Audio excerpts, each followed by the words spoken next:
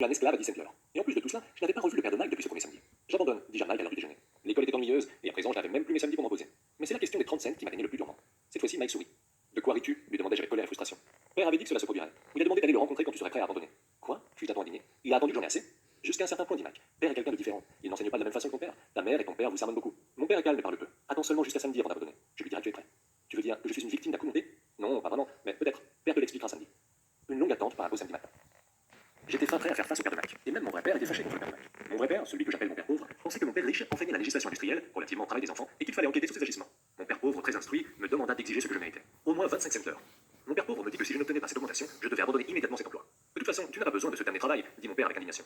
À 8 heures le samedi matin suivant, je franchis la porte de la maison de Mike que son père venait d'ouvrir. Assieds-toi et attends ton tour, me dit le père de Mike au moment où j'entrais. Il se retourna et disparut dans son petit bureau situé à côté d'une chambre à coucher. J'embrassai du regard toute la pièce et je ne vis Mike nulle part. Je me sentis un peu embarrassé et je m'assis avec circonspection près des deux mêmes femmes qui se trouvaient là 4 semaines plus tôt. Elles sourirent et se placèrent sur le divan pour me faire de la place. 45 minutes passèrent et j'étais devenu fumant de colère. Les deux femmes avaient rencontré le père de Mike et étaient parties depuis au moins 30 minutes. L'homme plus âgé avait pour sa part passé 20 minutes dans le bureau et lui aussi n'était plus là. La maison était vide et j'étais assis dans ce salon sombre, sentant le renfermé par une superbe journée ensoleillée moyenne, à attendre de pouvoir parler à un avare qui exploitait les enfants. Je pouvais entendre des froissements de papier provenant de son bureau. Il téléphonait aussi, et ce qui me dérangeait par-dessus tout, il m'ignorait. J'étais sur le point de m'en aller, mais pour une raison que j'ignore, je restais. Finalement, 15 minutes plus tard, à 9 heures précises, Père Riche sortit de son bureau sans un mot et me fit signe de la main d'entrée. J'ai cru comprendre que tu veux une augmentation de salaire, sinon tu nous quittes, dit Père Riche tout en pivotant dans son fauteuil. Eh bien, vous n'avez pas respecté notre accord, lançai-je proche des larmes. C'était vraiment effrayant pour moi de tenir tête à un adulte. Vous m'avez dit que vous m'enseigneriez si je travaillais pour vous. Eh bien, j'ai travaillé pour vous. J'ai travaillé dur. J'ai renoncé à mes parties de baseball afin de travailler pour vous. Mais vous n'avez pas tenu parole et vous n'avez rien enseigné. Vous êtes un escroc et c'est ce que tout le monde pense en ville. Vous êtes cupide. Vous voulez tout l'argent pour vous seul et vous ne prenez pas soin de vos employés. Vous me faites attendre et vous me témoignez aucun respect. Je ne suis qu'un petit garçon, mais je mérite d'être mieux traité. Père Riche se cala dans son fauteuil en me fixant du regard. Il semblait m'étudier. Pas si mal, dit-il. En moins de 2 mois, tu parles comme la plupart de mes employés. Quoi demandai-je, sans trop comprendre ce qu'il disait. Je continuais d'exprimer mes doléances. Je croyais que vous alliez respecter notre accord et m'enseigner des choses. Au lieu de cela, vous voulez me torturer. C'est cruel. C'est vraiment cruel. Je suis en train de t'enseigner en ce moment, dit calmement Père Riche. Que m'avez-vous donc enseigné? Rien, dis-je avec colère. Vous ne m'avez même pas parlé depuis que j'ai accepté de travailler pour 3 fois rien. Dis Sinclair. Ah, je devrais avertir le gouvernement de vos agissements. Vous savez, il existe des lois régissant le travail des enfants. Mon père travaille pour le gouvernement. Le saviez-vous? Oh là là. À présent, tu parles exactement comme la plupart des gens qui ont déjà travaillé pour moi. Des gens que j'ai congédiés ou qui ont quitté leur emploi. Qu'avez-vous donc à dire en votre défense? Demandai-je, me sentant passablement brave pour un petit garçon. Vous m'avez menti. J'ai travaillé pour vous et vous n'avez pas tenu parole. Vous n'avez rien enseigné. Qu'est-ce qui te fait penser que je n'ai rien enseigné? Dit calmement Père Riche. L'enseignement représente-t-il pour toi une conversation ou un cours? Demanda Père Riche. Eh bien, pour moi c'est un cours, répliquai-je. À l'école, c'est de cette façon qu'on enseigne, dit-il avec un sourire. Mais ce n'est pas ainsi que la vie t'enseigne. Et j'ajouterais que la vie est la meilleure enseignante qui existe. La plupart du temps, la vie ne s'adresse pas à toi directement. Elle te bouscule et te pousse à droite et à gauche. À chaque poussée, la vie te dit réveille-toi. Il y a quelque chose que je veux que tu apprennes. Il y a 20 ans aujourd'hui, le cône de l'apprentissage. C'était Gardel qui nous a aidé à comprendre que nous apprenons mieux en agissant, dans la vraie vie ou lors d'une simulation. On parle parfois d'apprentissage par l'expérience. Dale et son cône de l'apprentissage nous disent que la lecture et les exposés sont les méthodes d'apprentissage les moins efficaces. Et pourtant, nous savons tous comment l'enseignement est livré dans la majorité des écoles, par le biais de la lecture et des exposés. De quoi cet homme parle-t-il? Me demandai-je moi-même. Selon lui, la vie me parlait quand elle me poussait à droite et à gauche. Foutaise. À présent, j'étais persuadé qu'il me fallait abandonner mon travail. J'étais littéralement en train de parler à un individu mûr pour l'asile. Si tu apprends les leçons de la vie, tu t'en sortiras fort bien. Sinon, la vie continuera tout simplement de te bousculer de toutes parts. En général, les gens optent pour 2 solutions. Certains se laissent bousculer par la vie, d'autres se fâchent et en bousculent d'autres, que ce soit leur patron, leur mari, leur femme ou leur travail. Ils ne se rendent pas compte que c'est la vie qui les pousse et les bouscule. Je n'avais aucune idée de quoi il parlait. La vie nous pousse tous à droite et à gauche. Certains abandonnent, d'autres se battent. Quelques-uns retiennent la leçon et progressent. Ils acceptent de bonne grâce que la vie les pousse de ci de là. L'attitude de ce petit nombre de gens signifie qu'ils ont la volonté et le besoin d'apprendre quelque chose. Ils les apprennent et ils continuent d'avancer. La plupart des autres renoncent, mais quelques-uns comme toi se battent. Père Riche se leva et alla fermer une vieille fenêtre de bois grinçante qui avait un urgent besoin d'être réparée. Si tu apprends cette leçon, tu deviendras un jeune homme sage, riche et heureux. Si tu ne l'apprends pas, tu passeras toute ta vie à blâmer ton travail, ton maigre salaire ou ton patron pour tes problèmes. Tu vivras ta vie dans l'espérance qu'une chance incroyable vienne résoudre tous tes problèmes d'argent. Père Riche me regarda soudain pour vérifier si j'écoutais toujours. Ses yeux rencontrèrent les miens. Nous nous fixâmes tous deux et un fort courant de communication s'établit entre nous par le moyen de nos regards. Finalement, je détournai les yeux après avoir saisi son dernier message. Je savais qu'il avait raison. Je l'avais blâmé et pourtant, je souhaitais vraiment apprendre. J'étais tiraillé. Père Riche continua. D'autre part, si tu es le genre de personne qui n'a pas de cœur au ventre, tu abandonneras chaque fois que la vie te bousculera. Si c'est ton cas, tu passeras toute ta vie à ne rien risquer, à te conduire honorablement, à te ménager en prévision d'un quelconque événement qui n'arrivera jamais. Puis, tu mourras comme un vieil ennuyeux. Il y aura un tas d'amis qui t'auront vraiment apprécié, car tu étais un travailleur tellement gentil et laborieux. Mais la vérité est la suivante. Tu auras laissé ta vie te réduire à la soumission. Au fond de toi, tu étais terrifié à l'idée de prendre des risques. Tu voulais vraiment gagner, mais la peur de perdre était plus forte que l'excitation que procure la victoire. Au plus profond de ton être, toi et seulement toi sauras que tu n'as pas donné ton maximum pour essayer d'y parvenir. En fin de compte, tu auras choisi d'éviter les risques. Il y a 20 ans aujourd'hui, la vie est une enseignante. Aujourd'hui, les enfants du millénaire sont confrontés à une dure réalité. Les emplois sont plus difficiles à trouver. Les robots remplacent les travailleurs par millions. L'apprentissage par essai et erreur a de plus en plus d'importance. L'apprentissage livresque a moins de valeur que ce qu'apporte le monde réel. Les études universitaires ne sont plus synonymes d'un emploi garanti. Nos yeux se croisèrent de nouveau. Vous m'avez poussé à droite et à gauche, n'est-ce pas? Demandai-je. Certaines personnes pourraient peut-être affirmer cela, dit en souriant Père Riche. Pour ma part, je te dirais simplement que je t'ai donné un aperçu, un échantillon de la vie.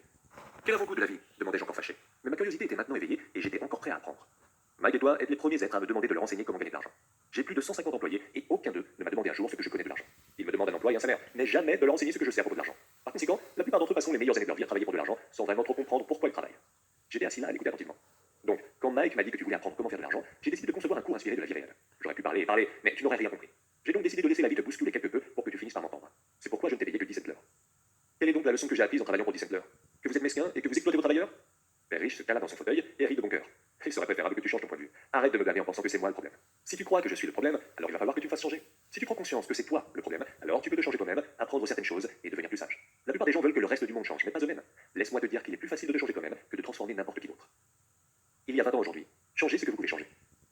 J'ai puisé vérité et sagesse dans les paroles de mon père riche. Il y a tant de choses dans la vie qui échappent à notre contrôle. J'ai appris à me concentrer sur ce que je peux maîtriser, moi-même. Et si les choses doivent changer, je dois m'adapter aussitôt. Je ne comprends pas, dis-je. Ne me blâme pas pour tes problèmes, dit Père Riche, avec de l'impatience dans la voix. Mais vous ne me payez que 10 cents. Et qu'apprends-tu donc demanda Père Riche, l'air suffisant. Que vous êtes pingre, avare et mesquin, dis-je avec un sourire espiègle. Je vois, tu penses que je suis le problème, dit Père Riche. Vous l'êtes sans l'ombre d'un doute? Eh bien, conserve cette attitude, et tu n'apprendras rien. Si tu continues de penser que je suis le problème, quel choix te reste-t-il? Eh bien, si vous ne me payez pas davantage, si vous ne me témoignez pas plus de respect à mon égard, et si vous ne m'enseignez pas, je vais abandonner.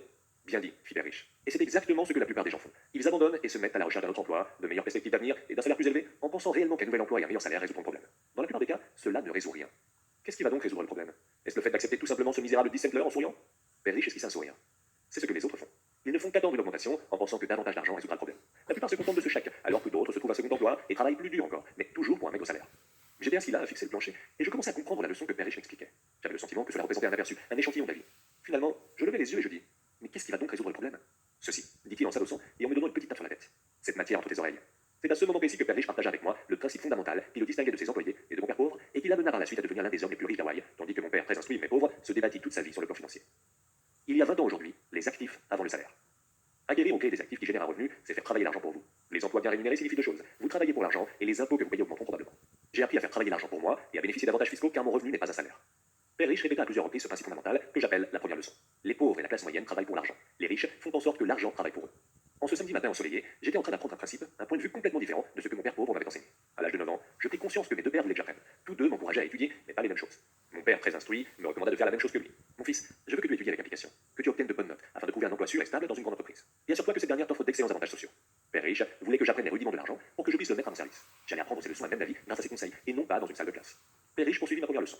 Je suis content que tu te sois mis en colère quand je t'ai fait travailler pour 17 heures. Si tu n'étais pas fâché, et si tu avais accepté tout cela sans rien dire, je t'aurais tout simplement dit qu'il m'était impossible de t'enseigner. Vois-tu, le véritable apprentissage exige de l'énergie, de la passion, un ardent désir. La colère est une part importante de cette formule, car la passion représente la colère et l'amour fusionnés ensemble. Quand il s'agit d'argent, la plupart des gens veulent éviter les risques et se sentir sécurisés. C'est donc pas la passion qui les mène, c'est la peur. Est-ce pour cette raison qu'ils acceptent des emplois au salaire très bas? Oui, dit Père Riche. Certaines personnes disent que j'exploite les gens parce que je ne paye pas autant que la plantation de canne à sucre ou le gouvernement. Je peux t'assurer que les gens s'exploitent eux-mêmes. C'est leur peur à eux, pas la mienne. Mais ne pensez-vous pas que vous devriez les payer davantage?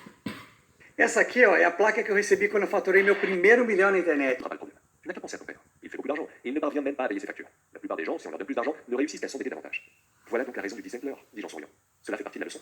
C'est tout à fait exact, rétorqua Père Riche. Vois-tu, ton père a fréquenté l'école et il a reçu une excellente instruction dans le but de décrocher un emploi bien rémunéré. Il y est parvenu. Mais il continue d'avoir des problèmes financiers car il n'a rien appris au sujet de l'argent à l'école. Et en plus de tout ça, travailler pour l'argent fait partie de son credo. Ce n'est pas votre cas, demandai-je. Non, pas vraiment, dit Père Riche. Si tu veux apprendre à travailler pour l'argent, continue de rester à l'école. C'est un excellent endroit pour apprendre à agir de la sorte. Mais si tu veux apprendre à mettre l'argent à ton service, je te l'enseignerai. Mais à la seule condition que tu veuilles vraiment apprendre. Il y a 20 ans aujourd'hui, faire des études. Bien que je sois un fervent partisan de l'éducation et de la formation continue, faire des études, surtout universitaires, est devenu un cauchemar financier. Les dettes étudiantes ont atteint un sommet record avec 44 millions de jeunes américains qui doivent près de 1,3 billion de dollars. Encore une fois, des billions, avec un B majuscule. Tous les gens n'aimeraient-ils pas apprendre cela, demandai-je. Non, dit Père Riche. Pour la simple raison qu'il est plus facile d'apprendre à travailler pour l'argent. Surtout quand la peur est le premier sentiment que vous ressentez quand on aborde le sujet de l'argent. Je ne comprends pas, dis-je en fronçant les sourcils. Ne t'inquiète pas de cela pour l'instant. Sache seulement que c'est la peur qui fait que la plupart des gens tiennent à conserver leur emploi. La peur de ne pas pouvoir payer leurs factures, la peur d'être congédié, la peur de ne pas avoir suffisamment d'argent, la peur de recommencer à zéro. Voilà le prix à payer quand on étudie pour apprendre une profession ou un métier et qu'on travaille ensuite pour l'argent. La plupart des gens deviennent esclaves de l'argent, puis ils se fâchent contre leur patron. Apprendre à mettre l'argent à son service est un programme d'études complètement différent, n'est-ce pas? Absolument, répondit Père Riche. Absolument. Nous restâmes silencieux pendant quelques instants, en ce magnifique samedi matin à Moyen. Mes amis venaient tout juste d'avancer la partie de baseball. Mais pour une raison ou une autre, j'étais maintenant reconnaissant d'avoir pris la décision de travailler pour 17 heures. Je sentais que j'étais sur le point d'apprendre quelque chose que mes amis n'apprendraient pas à l'école. Es-tu prêt à apprendre? Demanda Père Riche. Absolument, dis-je avec un large sourire. J'ai tenu ma promesse. Je t'ai enseigné à distance sans que tu t'en rendes compte, dit Père Riche. À 9 ans, tu as déjà un aperçu de ce qu'on ressent quand on travaille pour l'argent. Multiplie simplement des activités du dernier mois par 50 années et tu auras une bonne idée des activités auxquelles se consacrent la plupart des gens pendant toute leur vie. Je ne comprends pas, dis-je. Qu'as-tu ressenti quand il t'a fallu attendre longuement pour me voir? La première fois pour te faire engager et la fois suivante pour exiger davantage d'argent. Je me suis senti lamentable, dis-je. Voilà à quoi ressemble la vie de beaucoup de gens quand ils choisissent de travailler pour l'argent, dit Père Riche. Et qu'as-tu ressenti quand Madame Martin a laissé tomber 3 10 cents dans ta main pour 3 heures d'ouvrage? Je trouvais que ce n'était pas assez. Ça me semblait moins que rien. J'étais déçu, dis-je. Et c'est ce que ressentent la plupart des employés quand ils regardent leur chèque de salaire, une fois tous les impôts et contributions prélevés. Toi, du moins, tu as obtenu 100% de ta paye. Vous voulez dire que la plupart des travailleurs ne touchent pas leur paye au complet? Demandai-je avec étonnement. Dieu du ciel, non, dit Père Riche. Le gouvernement prend toujours sa part en premier. De quelle façon? Par les impôts, dit Père Riche. Quand tu gagnes de l'argent, ton salaire est imposé. Tu es taxé quand tu en dépenses. Tu es taxé quand tu en épargnes. Tu es taxé quand tu meurs. Pourquoi les gens laissent-ils le gouvernement leur faire ça? Les riches ne se laissent pas faire, dit Père Riche avec le sourire aux lèvres. Les pauvres et la classe moyenne se laissent faire. Je te parie que je gagne plus d'argent que ton père, et pourtant il paye davantage d'impôts. Comment est-ce possible, demandai-je? Cela n'avait aucun sens à mes yeux. Pourquoi quelqu'un laisserait-il le gouvernement lui faire ça? Il y a 20 ans aujourd'hui, impôts, impôts, impôts. Les gouvernements ne cessent de se développer et ont besoin de plus en plus d'argent. Et le seul endroit où ils peuvent s'en procurer est au sein de la classe moyenne, c'est-à-dire dans les poches des travailleurs. Les gouvernements accordent actuellement des privilèges aux investisseurs professionnels et aux propriétaires d'entreprises. Ce sont les travailleurs qui payent les impôts. Les investisseurs et les propriétaires d'entreprises en payent très peu s'ils se servent des lois fiscales comme prévu, comme d'un outil pour assurer la croissance de l'économie. Père Riche se balançait lentement et silencieusement sur son fauteuil tout en me regardant. Es-tu prêt à apprendre demanda-t-il. Je consentis d'un signe de tête. Je te l'ai déjà dit, il y a beaucoup à apprendre. Car pour apprendre à mettre l'argent à ton service, cela exige un enseignement qui peut durer toute une vie. La plupart des gens fréquentent le collège pendant 4 ans, puis ils mettent un terme à leurs études. Je sais d'avance que mon étude de l'argent se prolongera pendant toute la durée de ma vie, car plus je découvre de choses sur le sujet, plus j'en découvre d'autres qu'il me faut connaître. La plupart des gens n'étudient jamais ce sujet. Ils se rendent au travail, touchent leur salaire, équilibrent leur carnet de chèques, un point c'est tout. Par-dessus le marché, ils se demandent pourquoi ils ont des problèmes d'argent. Ensuite, ils s'imaginent que davantage d'argent réglera le problème. Bien peu se rendent compte que le problème résulte de leur manque d'éducation financière. Par conséquent, quand on a des problèmes de taxes et d'impôts, c'est qu'il ne comprend pas le fonctionnement de l'argent, demandai-je un peu confus. Vois-tu, dit Père Riche, les impôts ne représentent qu'une petite partie de cet apprentissage qui te révélera comment mettre l'argent à ton service. Aujourd'hui, j'ai voulu seulement me rendre compte si tu entretenais encore cette passion d'apprendre les différentes notions concernant l'argent. La plupart des gens ne partagent pas cette passion. Ils veulent aller à l'école, apprendre une profession, avoir du plaisir au travail et gagner énormément d'argent. Ils se réveillent un jour avec de gros problèmes d'argent, ils prennent alors conscience qu'ils ne peuvent plus se permettre d'arrêter de travailler. Voilà le prix à payer quand la seule chose qu'on sait faire est de travailler pour l'argent, au lieu d'étudier pour trouver les moyens de mettre l'argent à son service. Alors, as-tu encore la passion d'apprendre demanda Père Riche. Je fis signe que oui. Très bien, dit Père Riche. Maintenant, retourne au travail. Cette fois-ci, je ne te paierai rien. Quoi demandai-je stupéfait? Tu m'as bien entendu. Rien. Tu vas travailler les mêmes 3 heures chaque samedi, mais cette fois-ci, tu ne seras pas payé 17 heures. Tu m'as dit que tu voulais apprendre à ne pas travailler seulement pour de l'argent, donc je ne te paierai rien. Je ne pouvais pas en croire mes oreilles. J'ai eu cette même conversation avec Mike tout à l'heure. Il travaille déjà. Il est en train d'écousser et de ranger des boîtes de conserve sur des étagères. Tu feras mieux de te dépêcher et de retourner là-bas. Ce n'est pas juste, criai-je. Vous devez me payer. Tu as dit que tu voulais apprendre. Si tu n'apprends pas cela tout de suite, une fois adulte, tu seras semblable à ces 2 femmes et à ce vieil homme de mon salon. Tu travailleras pour l'argent tout en espérant que je ne te congédie pas. Ou bien tu ressembleras à ton père qui gagne beaucoup d'argent et qui croule quand même sous les dettes, avec l'espoir qu'un surplus d'argent résoudra le problème.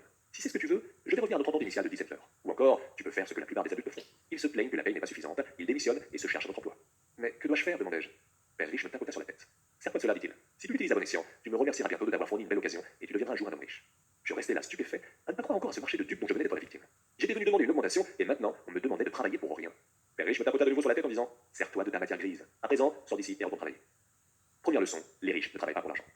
Je ne dis pas à mon père pauvre que je n'étais pas payé. Il n'aurait pas compris et je ne voulais pas essayer de lui expliquer quelque chose que je ne comprenais pas encore moi-même. Les 3 samedis suivants, Mike et moi travaillâmes pendant 3 heures sans être aucunement payés. Le travail ne me dérangeait pas et la routine devint plus facile. Ce qui me perturbait toutefois, c'était les parties de baseball manquées et le fait de ne pas avoir les moyens d'acheter quelques bandes dessinées. La 3e semaine, Père Riche passa nous voir à midi. Nous entendîmes son camion s'arrêter dans le stationnement et le moteur tousser lorsqu'il coupa le contact. Il entra dans le magasin et salua Madame Martin. Après s'être informé du déroulement des activités dans le magasin, il ouvrit le congélateur, en retira 2 tablettes de crème glacée, les paya et fit signe à Mike et moi de le suivre. Allons faire un tour, les gars. Nous traversâmes la rue tout en évitant quelques automobiles et continuâmes ensuite notre marche à travers un grand terrain verdoyant où quelques adultes jouaient à la balle. S'asseyant à une table à l'écart, il nous offrit de friandises. Comment ça va, les gars? Ça va, dit Mike. J'acquiesçai d'un signe de tête. Avez-vous appris quelque chose jusqu'à présent demanda mon père Riche. Mike et moi nous regardâmes, haussâmes les épaules, puis à l'unisson, nous fîmes de la tête. Pour éviter l'un des plus grands pièges de la vie. Eh bien, les gars, vous feriez mieux de vous mettre à réfléchir. Vous êtes confrontés à l'une des plus grandes leçons de la vie. Si vous l'apprenez, vous jouirez d'une vie comportant une liberté et une sécurité immense. Si vous ne l'apprenez pas, vous finirez comme Madame Martin et la plupart des gens qui jouent à la balle. Ils travaillent très dur, pour peu d'argent, se raccrochant à l'illusion de la sécurité d'emploi, anticipant leurs 3 semaines de vacances annuelles et une maigre pension après 45 ans de service. Si cela vous emballe, je vous donnerai une augmentation de 25 cents l'heure. Mais ce sont de bonnes personnes qui travaillent dur. Êtes-vous en train de vous moquer d'elles demandai-je. Un sourire apparut sur le visage de Père Riche. Madame Martin est comme une mère pour moi. Je ne pourrai jamais être aussi cruel.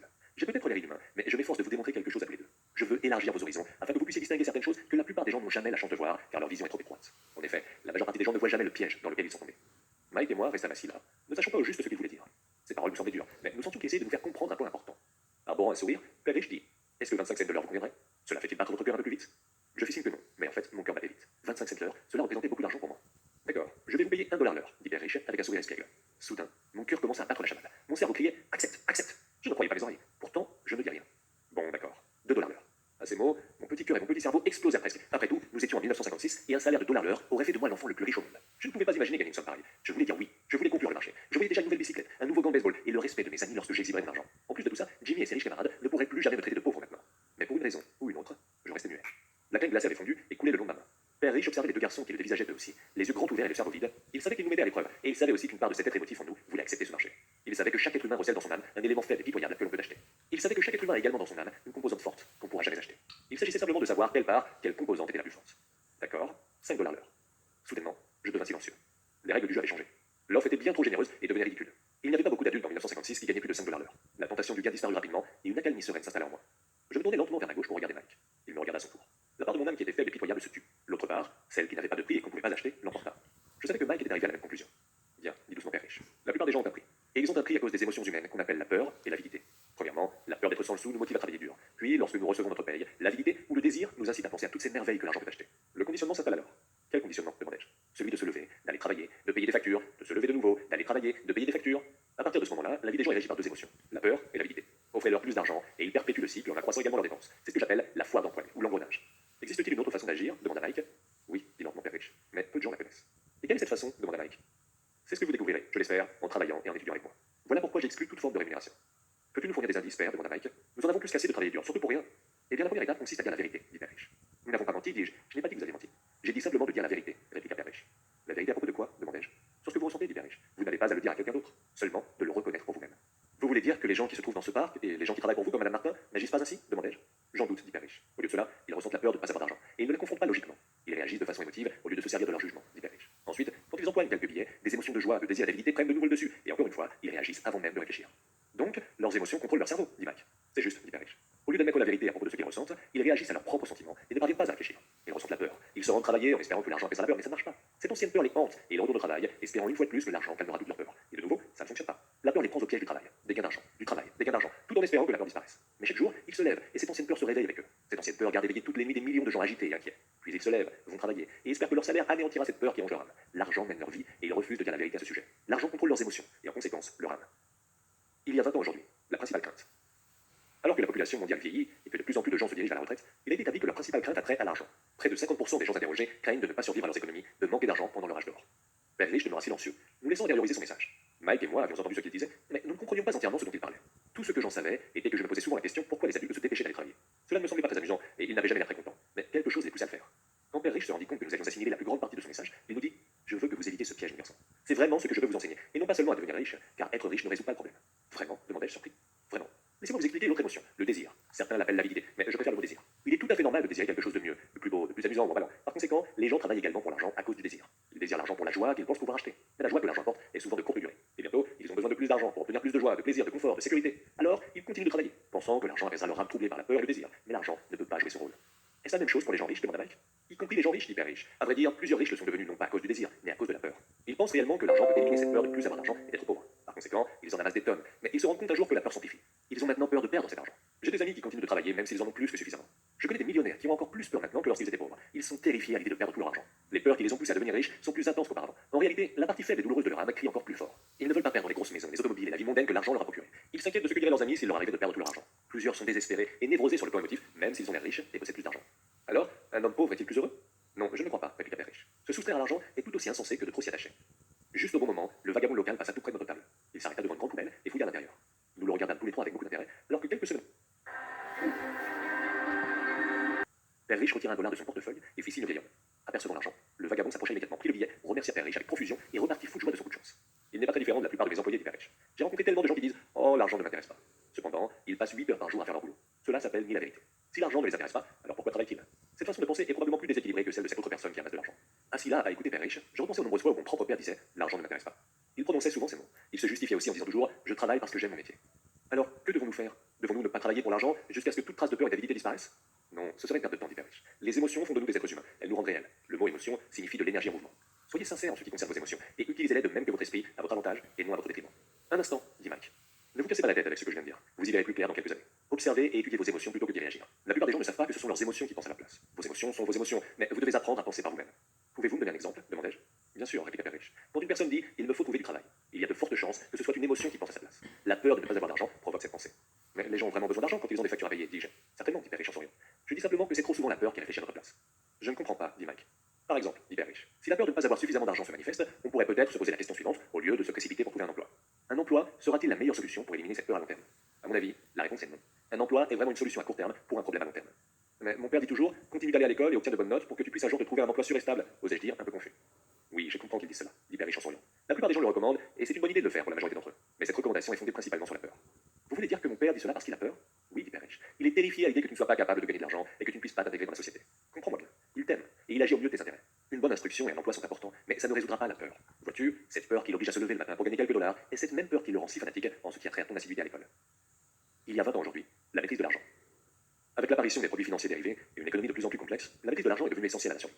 Avec de faibles taux d'intérêt et un marché boursier incertain, les vieux adages prenant l'épargne et l'investissement à long terme n'ont plus de sens. Alors, que recommandez-vous? Je veux vous apprendre à maîtriser le pouvoir de l'argent, à ne pas en avoir peur. C'est une matière qu'on ne vous enseigne pas à l'école. Si vous n'apprenez pas cette leçon, vous deviendrez des esclaves de l'argent. Nous commençâmes soudain à mieux comprendre ce qu'il disait. Il voulait que nous élargissions notre champ de vision pour que nous puissions voir ce que les mesdames Martin de ce monde ne pouvaient pas voir. Il utilisa des exemples qui nous semblaient impitoyables à l'époque. l'époque, mais je ne les ai jamais oubliés. Ma vision s'élargit ce jour-là, et je puis entrevoir le piège qui guettait la plupart des gens. Voyez-vous, nous sommes tous des employés finalement. Nous travaillons simplement à différents niveaux d'hyper-riche. Je veux seulement que vous ayez la possibilité d'éviter le piège que tendent les deux émotions que sont la peur et le désir. Utilisez-la à votre avantage, et non contre vous-même. Voilà ce que je veux vous enseigner. Je ne suis pas intéressé à vous enseigner uniquement à faire fortune. Cela ne résoudra pas la peur ou le désir. Si vous n'apprenez pas d'abord à résoudre le problème de la peur et du désir, et que vous devenez riche, vous ne serez que des esclaves très bien rémunérés. Alors, comment pouvons-nous éviter le piège demandai-je. La cause principale de la pauvreté ou des problèmes financiers est la peur et l'ignorance. Ce n'est pas l'économie, le gouvernement ou les riches. C'est la peur et l'ignorance qu'on s'inflige à soi-même qui enferment les gens dans un piège. Alors les gars, allez à l'école et obtenez vos diplômes d'études supérieures. Je vous enseignerai comment éviter de tomber dans ce piège.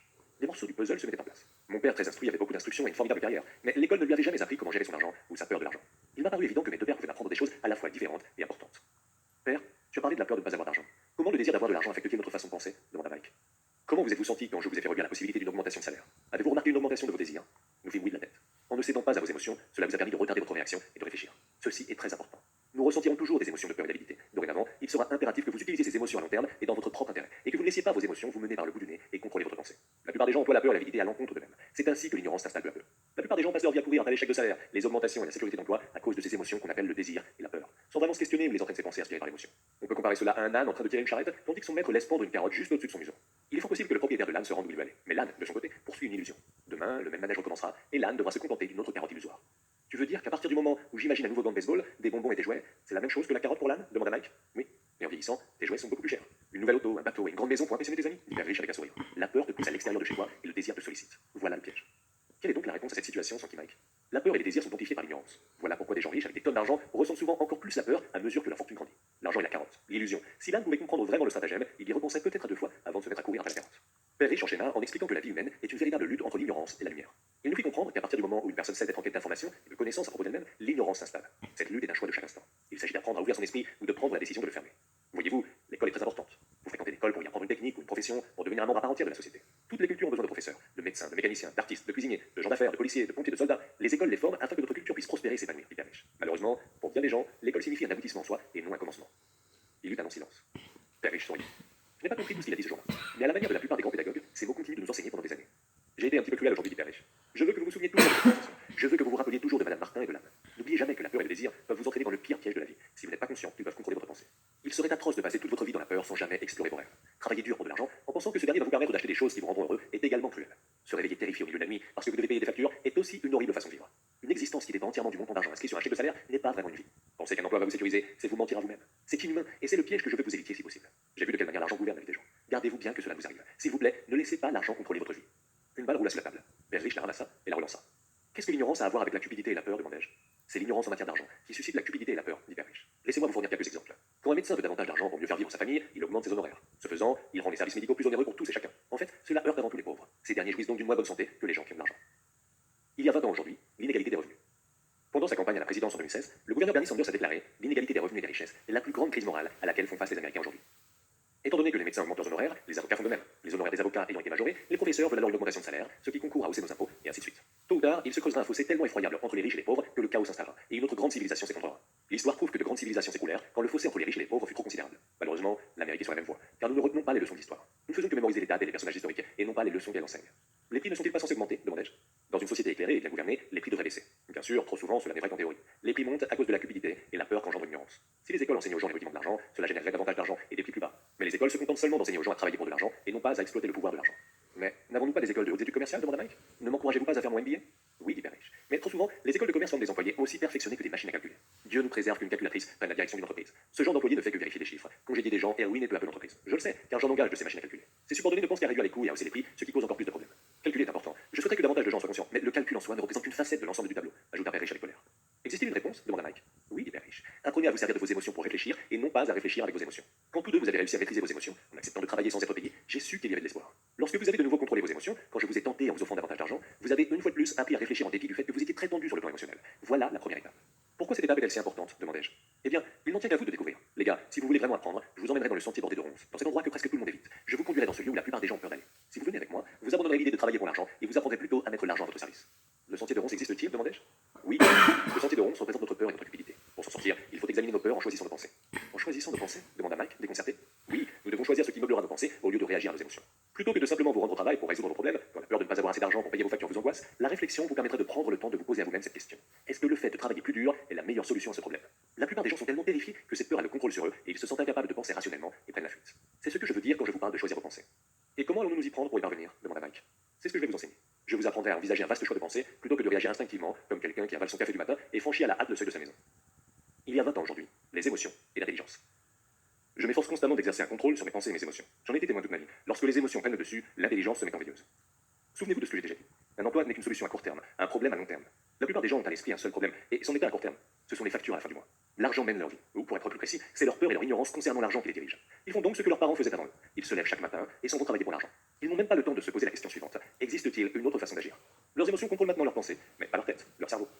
Peux-tu nous expliquer la différence entre la pensée émotive et la pensée rationnelle demanda Mike. Ah oui, je l'aperçois chaque jour cette différence quand j'entends des choses comme celle-ci, dit Père Riche. Eh bien, chacun doit travailler. Ou encore, les riches sont des escrocs.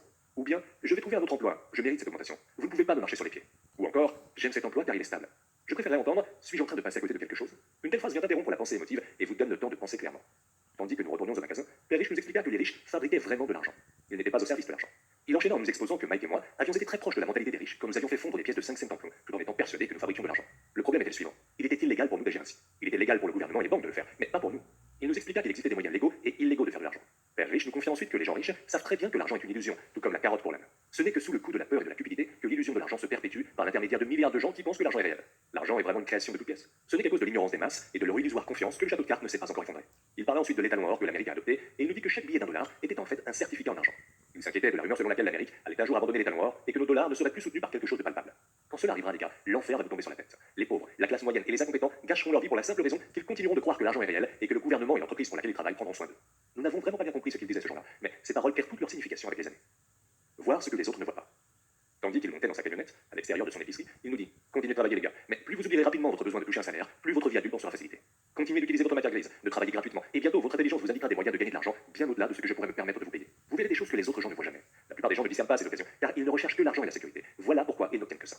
À partir du moment où vous discernerez vraiment ce qu'est une occasion, vous serez capable de voir toutes les autres pour le reste de votre vie. Dès l'instant où vous aurez franchi cette étape, je vous enseignerai autre chose. Retenez bien ce que je viens de vous dire, et vous éviterez un des pires pièges de la vie. Mike et moi allâmes chercher nos affaires dans le magasin et saluâmes Madame Martin. Nous retournâmes au parc, nous nous assîmes sur le même banc, et nous passâmes plusieurs heures à réfléchir et à converser. À l'école, la réflexion et la conversation occupèrent la plus grande partie de la semaine suivante. Pendant 2 autres semaines, nous continuâmes de réfléchir, de parler et de travailler gratuitement.